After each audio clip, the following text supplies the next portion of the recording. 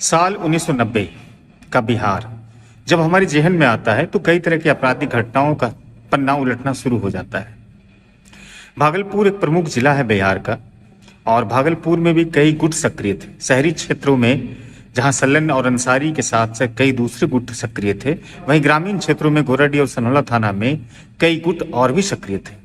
सनौला थाना का वो ताड़र गांव जब 1990 में याद आता है तो ऐसा लगता है कि दो गुटों के वर्चस्व की लड़ाई में वो जमीन रक्त-रंजित हुई और कई लोगों ने अपनी जान तक गंवा दी। यही वजह थी कि उस इलाके से बड़ी संख्या में लोग पलायन कर शहरों में आ गए। ताजा मामला गोराडीह थाना क्षेत्र के ही नदियामा गांव का है, जब मंगलवार की रात्रि को कहते हैं कि 25 या 50 राउंड गोलीबारी की घटना को अंजाम दिया गया। दरअसल ये दो प्रमुख गुट थे, नवल किशोर सिंह और अंजनी सिंह। दोनों की वर्चस्व की लड़ाई वर्षों से चली आ रही है। इसमें राजनीतिक लड़ाई भी है। ताजा मामला जमीन से जुड़ा हुआ है। बताया जाता है कि एक 3 बीघे का प्लॉट है जो कि पहले किसी एक गुट को बेचा गया, फिर बाद में दूसरे गुट को बेचा गया।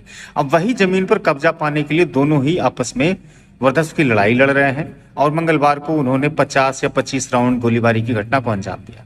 जैसे ही घटना की सूचना गोराडीह थाना इंस्पेक्टर संजय तत्यार्थी को मिली तो अपने दलबल के साथ और सहयोगी थाने के साथ घटनास्थल पर पहुंच गए, स्थिति का जायजा लिया और पूरी तरह से स्थिति को नियंत्रण में ले लिया।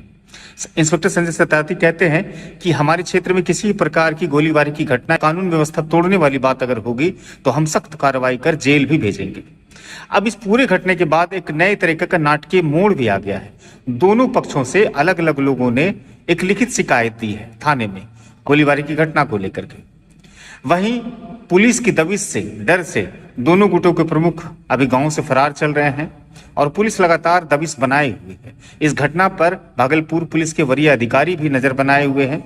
वहीं घटना को लेकर के चर्चाएं भी काफी तेज हो गई। कह रहे हैं कई लोग कि 1990 के आसपास ताड़र और आसपास के इलाके में जिस तरह से दो गुटों के बीच में वर्चस्व की लड़ाई में सैकड़ों लोगों की जान गई, क्या फिर से वो मामला अब शुरू हो गया है। दरअसल नदियामा और ताड़र ये दो प्रमुख गांव ऐसे हैं जहां पर इस तरह की घटना 1990 के आसपास होती रहती थी। और कहते हैं कि जब लोग ताड़र से होकर गुजरने की बात करते थे तो लोग डर जाते थे, सहम जाते थे।